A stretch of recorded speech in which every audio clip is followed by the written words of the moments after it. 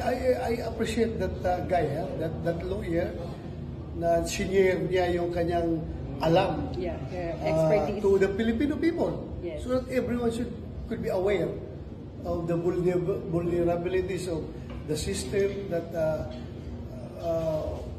we now have. So, mabuti yung alam natin para everyone is aware.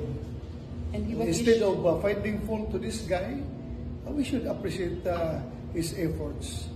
Hindi naman siya naninira, di ba? Yes. Kundi very Stating informative lang yung facts kanyang way of sharing the information. Yung kanyang ginagawa ay very informative. So, dapat lang alam natin lahat because everyone should be concerned, di ba? Yes, sir. So, we should thank him for his efforts. Share with us his knowledge, diba? And expertise. Yes, sir.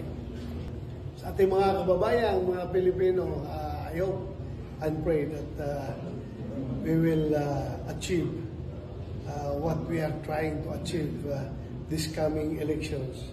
Alam natin na yung ating gustong ma-achieve is kabutihan para sa ating bansa. And the future of our country and the future of our future generations. Sana gaganda yung buhay ng Pilipino.